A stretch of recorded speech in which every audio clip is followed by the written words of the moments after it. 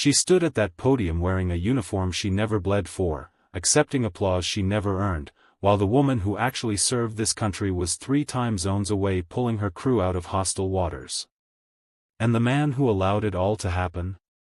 He was the one clapping the loudest. He was my father. Admiral Charles Reeves. And he had no idea I was already in the building. If you love your parents and believe that real sacrifice should never be stolen, hit that subscribe button right now and show some love. This story is for every person who ever had to prove themselves to the one person who should have believed in them from the very beginning. My name is Lieutenant Commander Dana Reeves, United States Navy, and this is the story of the day everything my father thought he had built came apart at the seams because of one woman standing in a doorway wearing the badge she actually earned. I want you to understand something before I take you into that ceremony hall. I want you to understand who I was before the Navy, who I became inside it, and why walking through those doors that afternoon was not just about a promotion ceremony or a stolen title. It was about 12 years of silence. 12 years of choosing duty over bitterness. 12 years of watching my father love a new family with an openness he never once offered me. And it was about my mother, Eleanor Reeves, who raised me on Navy values, Navy discipline, and Navy pride long before my father's name meant anything to anyone outside of our small house in Portsmouth, Virginia. My mother Eleanor was not a dramatic woman. She was quiet the way the ocean is quiet before a storm. She ironed my father's uniforms without complaint for 19 years. She attended every ceremony, every deployment send-off, every promotion dinner where other officers' wives whispered that Charles Reeves was going places, and Eleanor would simply smile and refill her glass of sweet tea. She never asked for the spotlight. She just kept the home steady while my father climbed. And he climbed fast.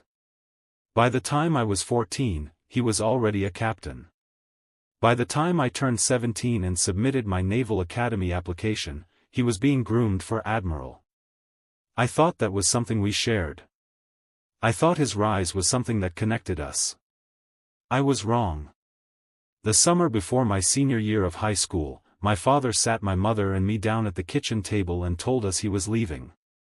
No anger. No argument. No dramatic confrontation. He simply said he had met someone, that he was sorry, and that he would make sure we were financially taken care of. My mother never raised her voice. She stood up from that table, walked to the window, looked out at the yard she had maintained for 19 years, and said, "Charles, I hope she knows what she's getting." That was all. She never said another bitter word about him. Not once. Not even at the end, when she was sick and he sent flowers instead of coming himself.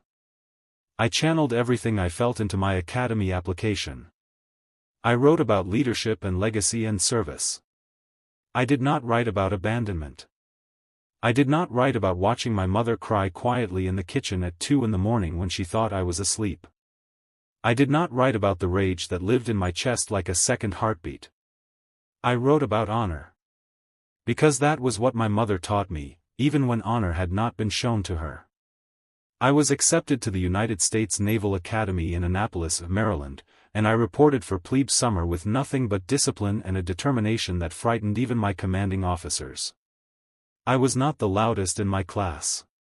I was not the most social. But I was the most consistent. I showed up every single day with the same intensity, the same focus, the same refusal to quit. My instructors noticed. My peers noticed. And slowly, over 4 years, I built something that belonged entirely to me. A record. A reputation. A rank I had sweated and bled and sacrificed for. My father attended my graduation. It was the first time I had seen him in 2 years. He came with his new wife, Patricia, a tall elegant woman with careful eyes and practiced warmth. She hugged me at the reception and said I was everything Charles had described. I smiled and thanked her and thought about my mother, who was in the audience 3 rows back, clapping until her palms were red, wearing the blue dress she had bought specifically for that day. My father took a photograph with me in my uniform. He sent it to his colleagues. I found out later he had framed it for his office wall. He used my achievement as a decoration while having almost nothing to do with the achievement itself. Patricia had a daughter from her first marriage. Her name was Sienna. Sienna was 22 when Patricia and my father married, soft-spoken and sharp in the way that people are sharp when they have learned to read rooms and adjust accordingly. She was not unintelligent. I want to be fair about that. Sienna was clever. She was socially fluent in a way I had never been. She knew how to make people feel seen, how to laugh at the right moment, how to position herself in a conversation so that she was always slightly indispensable. She used those skills on my father, and my father, a man who had spent decades in a world that rewarded performance and presentation, was completely taken in. Within the first year of the marriage, Sienna had positioned herself as the devoted Navy daughter. She attended base events with my father. She wore Navy-themed clothing to social functions. She used language like "our community" and "what we stand for" in ways that quietly suggested she was part of something she had only married into. My father's colleagues adored her. She was visible in a way I was not because I was deployed, serving, doing the actual work of the institution she was performing affiliation with. Over the next several years, I completed 2 overseas deployments, received a commendation for leadership during a maritime rescue operation off the coast of Bahrain, advanced through my ranks with evaluations that consistently rated me in the top 5% of my peer group, and earned the title of lieutenant commander through documented excellence in service. I did all of this largely without my father's knowledge or acknowledgement. We spoke on holidays. Occasionally on birthdays. The conversations were polite and brief. He would ask general questions about my assignments. I would give general answers. We had learned to coexist at a careful distance.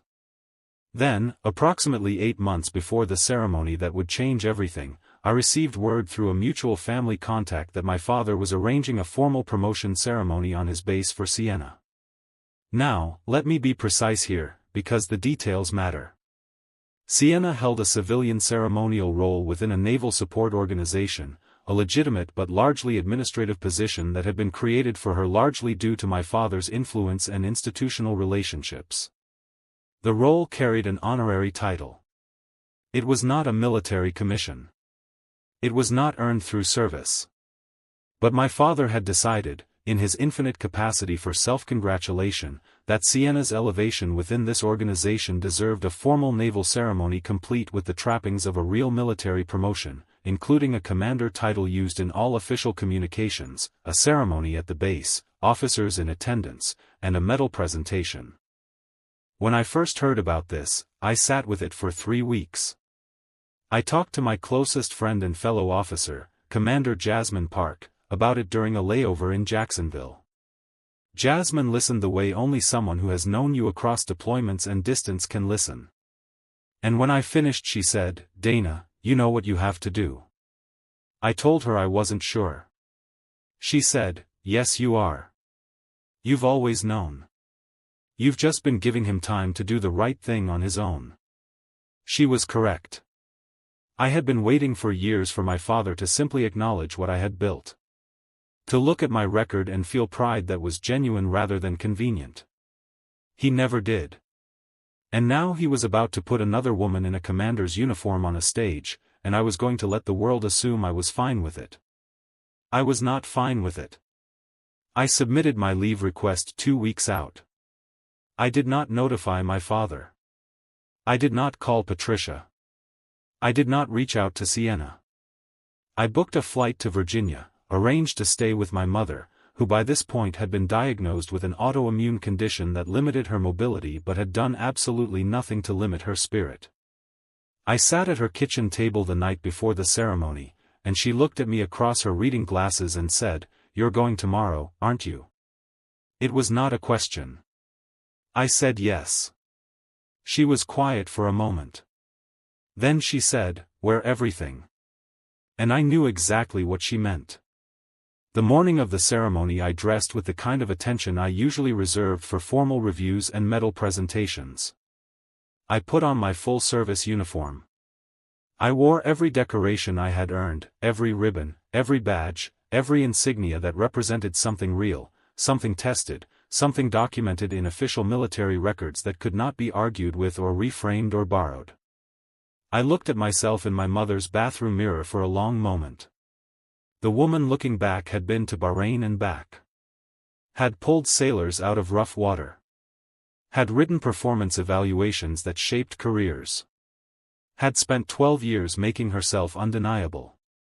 I pinned my official badge to my chest, picked up my cover, and drove to the base.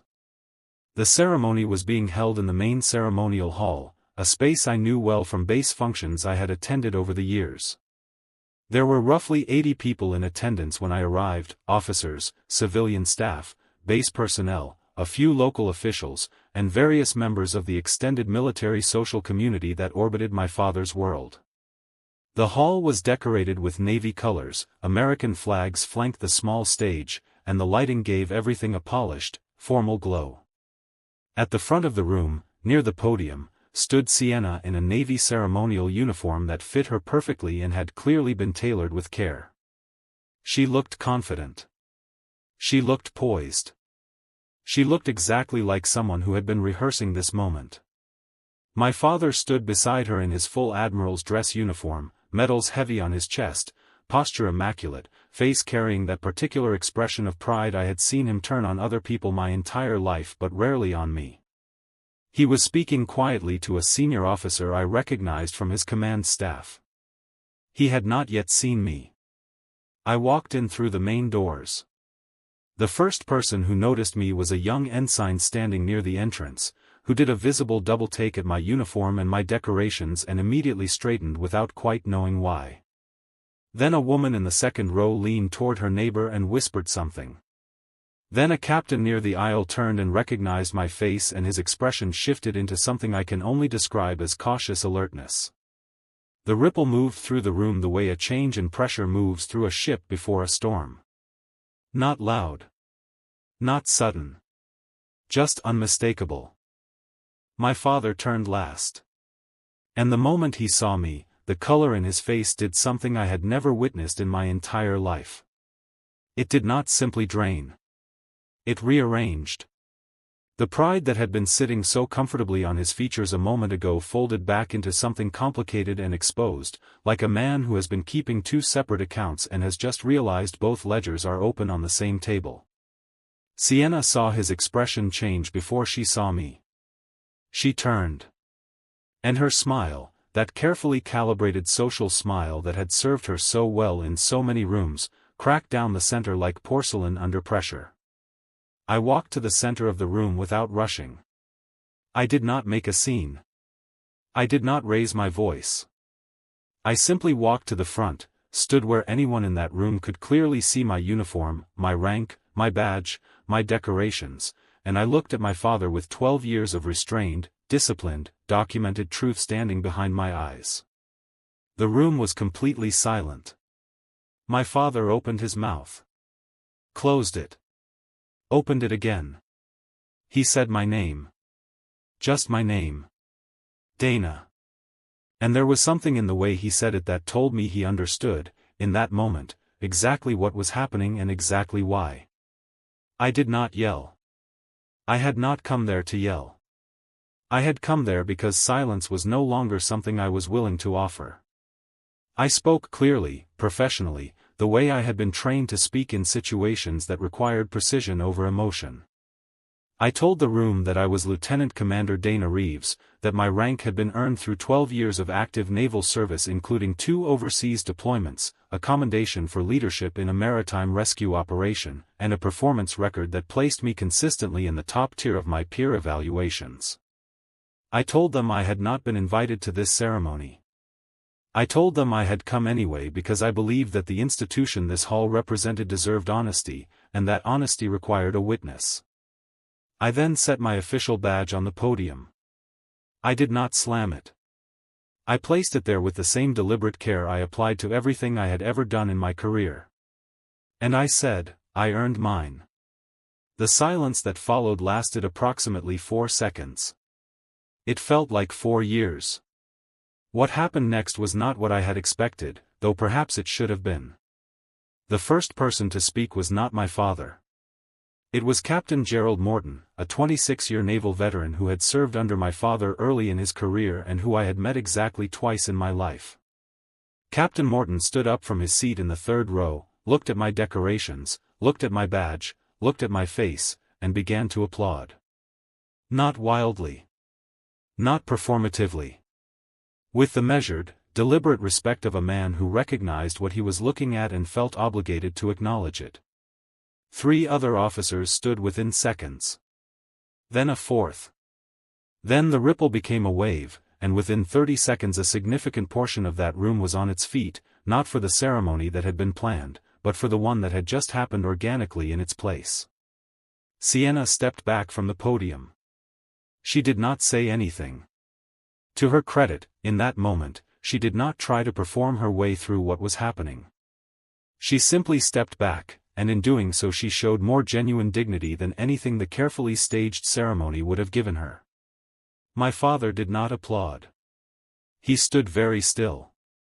And I watched him with the part of myself that would always be his daughter regardless of everything, the part that still lived in the Portsmouth house with Eleanor's sweet tea and the sound of him coming home late after long watches, and I saw something I had not expected to see. I saw shame. Real shame. Not the social discomfort of a man caught in an embarrassing situation. The deeper, older shame of a man who has finally been forced to see a debt he has owed for a very long time. After the applause settled, my father walked toward me. The room gave us space, that instinctive human courtesy that people extend when they sense that something private is bleeding into something public. He stopped about 3 feet away from me. He looked at my uniform the way a man looks at something he recognizes but cannot quite place, the way you look at a photograph of yourself when you were young and the person in it feels both familiar and unreachable. He said, "I didn't know you were coming." I said, "I know." He said, "Dana, I want you to understand that what I arranged for Sienna was not meant to diminish." I stopped him. Not rudely. Firmly. I told him I had not come there to have a conversation about his intentions. I had spent years accommodating his intentions. I told him that my mother had ironed his uniforms for 19 years. That she had raised his daughter on the values his institution claimed to represent.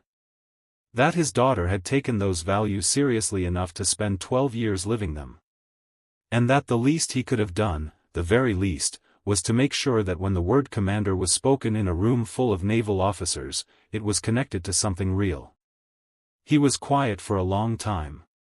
Then he said, "You look like her. You always looked like her. I never told you that." I picked up my badge from the podium. I straightened my cover. I looked at my father, Admiral Charles Reeves, and I said, "I know, Dad. I look like the woman who actually stayed." I walked out of that hall the same way I had walked in. Steadily. Without rushing. The doors closed behind me and I stood in the Virginia afternoon air and I breathed. Just breathed. For the first time in a very long time I felt the particular lightness that comes when you have finally set something down that you have been carrying alone for too long. My mother was waiting at her kitchen table when I got back. She had her reading glasses on and a cup of tea in her hand and she looked up when I walked in and she said simply, "How did it go?" I sat down across from her and I told her everything. Every detail. Every face. Every second of that silence before the applause. She listened without interrupting, and when I finished she was quiet for a moment and then she said, "Good girl," and went back to her tea. In the weeks that followed, things shifted in ways I had not anticipated.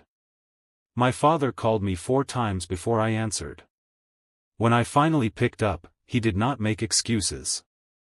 He asked if he could come to Portsmouth. I said I would think about it. He said he understood. 2 weeks later I called him back and said yes, he could come. He sat in my mother's living room, this admiral who had commanded fleets and directed operations and held the respect of thousands of naval personnel, and he was deeply, visibly uncomfortable in the way that only genuine accountability makes a person uncomfortable. He and my mother spoke for the first time in years. I will not share what was said between them because that belongs to them. But I will tell you that when he left that afternoon, my mother watched his car pull out of the driveway and she said, very quietly, "He was always better at being an admiral than a father. Some men are." She did not say it bitterly. She said it the way she said most true things. Simply. Without performance. Sienna reached out to me by email 6 weeks after the ceremony. The message was thoughtful and longer than I expected. She told me she had known for some time that the position my father had built for her was more symbolic than substantive. She told me she had allowed it because she loved him and because his pride in her filled something she had needed. She told me she had not known the full extent of my service record until the morning of the ceremony when one of the officers present pulled it up on his tablet and passed it around the room. She said reading it had been humbling. She said she was sorry. I read her email twice. Then I wrote back. I told her I did not believe she was a malicious person. I told her the problem had never been her ambition. The problem was the system that my father had built around his own need to be a provider of legacies, and the way that system had treated his real legacy, his actual daughter, as an afterthought. I told her I wished her well. And I meant it. The promotion that Sienna had been scheduled to receive within that civilian naval support organization was quietly restructured after the ceremony. The commander title was reframed into its proper ceremonial context and made clear in all official communications as an honorary designation rather than a military rank. My father made those changes. He made them without being asked by anyone above his pay grade, which told me he understood what needed to happen. My career continued. 6 months after that afternoon in Virginia, I was selected for a senior leadership assessment program that positions officers for the next stage of advancement. My evaluating officer wrote in my review that I demonstrated, quote, "rare ability to lead with both technical excellence and moral clarity." I thought about my mother when I read that. I thought about Portsmouth and sweet tea and blue dresses and a woman who had ironed a uniform for 19 years and taught her daughter that honor was not something you performed. It was something you built, quietly and consistently, until the day you needed to wear it in a room where it could not be ignored. I do not tell you this story to condemn my father. He is a complicated man the way that many men of his generation are complicated, shaped by institutions that rewarded ambition and compartmentalized feeling, capable of profound professional integrity and significant personal failure existing in the same body at the same time. He is working, in his way, on the distance that accumulated between us. We talk more now. Not easily, but more. He asked me recently about my next assignment and actually listened to the answer. It is a small thing. But small things, stacked consistently over time, are how trust gets rebuilt. I learned that in the Navy. I think he is learning it now. I tell you this story because I know there are people watching right now who have felt what I felt. The specific exhaustion of being excellent in rooms where the wrong person keeps getting the credit. The particular loneliness of building something real while someone nearby builds something decorative and receives the same applause. The weight of loving a parent who sees you without quite seeing you. Those feelings are real. They deserve to be spoken out loud. And they deserve an ending where the person who earned the badge is the person who gets to wear it. I walked into that room because my mother said wear everything. And I did. And the room saw it. And no amount of tailored ceremony or borrowed uniform or admiral's blessing could make what I had built look like anything other than what it was. Real. Documented. Earned. Mine. If you have been carrying something like this, if you have been doing the work in silence while someone else takes the stage, I want you to hear this clearly. Your record is your record. Your service is your service. The badge you earned cannot be given to someone else. And the day will come, if you keep showing up, if you keep building, if you keep wearing everything, the day will come when you walk into the right room and the silence before the applause tells you everything you need to know about what was always true. That day came for me in Virginia on an ordinary Tuesday afternoon with 80 people watching and an admiral who finally, for the first time in my life, looked at me and actually saw me. It was enough. It was more than enough.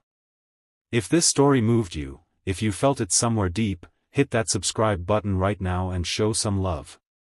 This community is built on real stories about real people who chose dignity over defeat and truth over convenience. If you love your mom and dad, if you believe that what is earned should never be stolen, join this family today. Hit subscribe and let us know you were here. And before you go, we want to hear from you. Drop a comment below and tell us, what part of the country are you watching from? Whether you are in the South, the Midwest, the West Coast, New England, or anywhere in between, we want to know where our family is tuning in from. This community stretches coast to coast and we are grateful for every single one of you.